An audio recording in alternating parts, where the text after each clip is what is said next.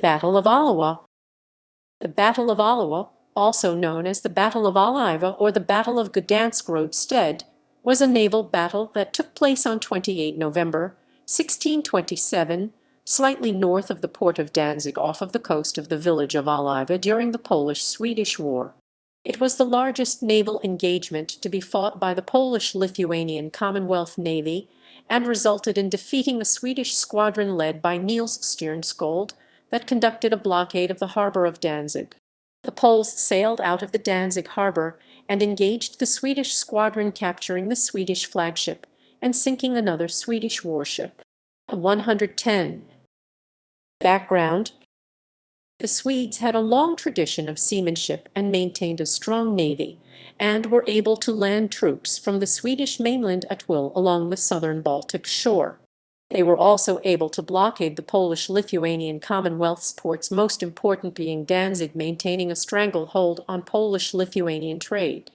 On 28 November, a small newly formed Polish-Lithuanian Commonwealth fleet, using purchased German ships and foreign, mainly Dutch sailors, emerged from Danzig to defeat the Swedish blockading squadron. The admiral of the Polish fleet at the time was Wilhelm Pellmann, but due to illness, he could not take part in the battle, and the royal commissioners appointed a new admiral of the Polish fleet before. Arend Dickman made himself the admiral of the fleet, Jan Storch made himself the commander of the Polish Marines, and Hermann Witt made himself the vice admiral. These three commanders formed a council of war in which they jointly developed a battle plan and decided on the attack. The galleon Friedrich St. Georg were the Polish-Lithuanian flagship. Battle: the Polish-Lithuanian fleet outnumbered the blockading Swedish squadron. The two Polish-Lithuanian squadrons numbered 10 ships in all, but most were of small size, and only 4 Polish-Lithuanian ships were at full combat strength. The Polish-Lithuanian ships were commanded by Admiral Arend Dickman in the Ritter St. Georg.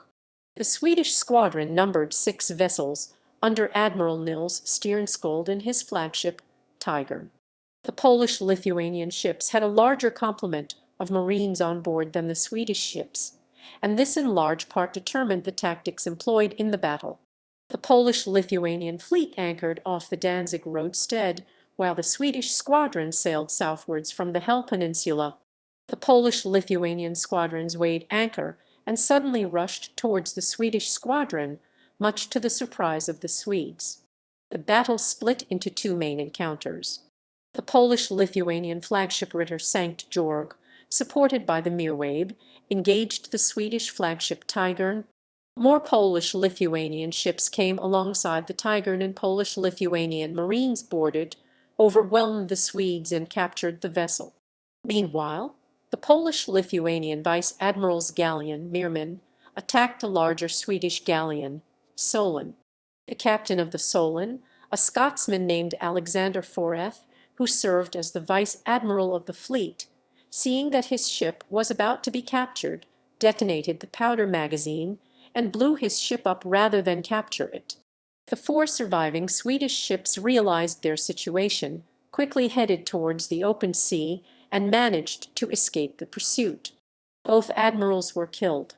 After the conclusion of the battle, Arend Dickman, known to the Poles as the Polish Nelson, died from a cannon shot that smashed his legs and appeared to be fired from the retreating Swedish ships, while the Swedish Admiral Niels Stiernsköld soon died of injuries and sustained during the fighting. Both admirals were buried with the highest honours in the St. Mary's Basilica in Danzig. Aftermath: the after-action report on the battle for Sigismund Roman III Vasa was prepared by Wolfgang von der Olsnitz from the Royal Ship Commission, who also presented the king with the captured Swedish flags and the personal sword of Niels Stiernsköld. James Murray was dismissed from duty after the conclusion of the battle after allegations of cowardice surfaced from the other captains of the Polish-Lithuanian fleet over the refusal of Murray to pursue the fleeing of the Swedish ships. The immediate effect of the battle was the temporary removal of the Swedish blockade of Danzig. The court of the Polish-Lithuanian Commonwealth used the victory to the maximum advantage in their propaganda. A popular Polish saying states that on that day the sun went down at noon, referring to the destruction of one of the Swedish ships, the Solon. Gustavus received the news of this battle with some mark of impatience, and apparently little awareness of the difference between naval and land operations. He could not help expressing his surprise that a city of merchants, referring to the city of Danzig, should be able to dispute the sea with a professional in order of battle. Ships of the Polish-Lithuanian Commonwealth Navy. First Squadron. Ritter St. George Reiser's Society Jersey Knight St. George flagship, galleon 31 guns, 400 tons, under the command of Aaron Dickman. Fliegner Hirschlattegesee Jelen Flying Deer galleon, 20 guns, 300 tons, under the command of Ellert Appelman. Meerwave Panna Sea Virgo full-rigged pinnace, 12 guns, 160 tons, under the command of Adolf von Arzen. Schwarzer Rabe Sarnikrock Black Raven Flight, 16 guns, 260 tons, under the command of Alexander Blay. Gelber Low Zolty Lou Yellow Lion full-rigged pinnace, 10 guns, 120 tons, under the command of Hans Kaisers.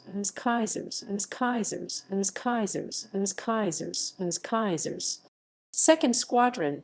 Meerman Wadnik Aquarius galleon, 17 guns, 200 tons, under the command of Herman Witt. Konig David Kroll Dawid King David galleon, 31 guns, 400 tons, under James Murray. Archie Noah Arkonogo Noah's Ark full-rigged pinnace, 16 guns, 180 tons, under the command of Magnus Westman. Wacer Low Biley Lou White Lion Flight, 8 guns, 200 tons, under the command of Peter Bowes. Feuerblaze Plomian Fireblaze Flight, 18 guns, 240 tons in total.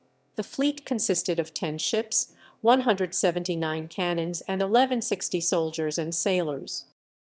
Ships of the Swedish Navy. Tiger flagship, galleon, 22 guns, 320 tons, under the command of Niels Stiernsköld, captured by the Polish-Lithuanians. Solenson galleon, 38 guns, 300 tons, under the command of Alexander Foreth, blown up. Pelican galleon, 20 guns, 200 tons, escaped. Main Moon galleon, 26 guns, 300 tons, escaped, caped. And Horningen Unicorn galleon, 18 guns, 240 tons, escaped. Cape Gaugen Parrot full-rigged pinnace, 16 guns, 180 tons, escaped in total. The fleet consisted of 6 ships, 140 cannons, and 700 soldiers and sailors. Commemoration. The Battle of Oliwa was commemorated in 1990 on the tomb of the unknown soldier in Warsaw by an inscription on one of the boards that states Oliwa 28 Roman 11 1627. In Danzig there are streets named after the battle and Aaron Dickman himself, in recognition of his naval victory. A monument was constructed in Oliwa to celebrate the battle. Another monument to celebrate the battle was constructed in Gdynia, but it was destroyed in 1939 by the Germans after they captured Gdynia during the German invasion of Poland. On 28 November 1918, which was also the anniversary of the Battle of Oliwa, the Polish Chief of State Joseph Pilsudski ordered the creation of the Polish Navy.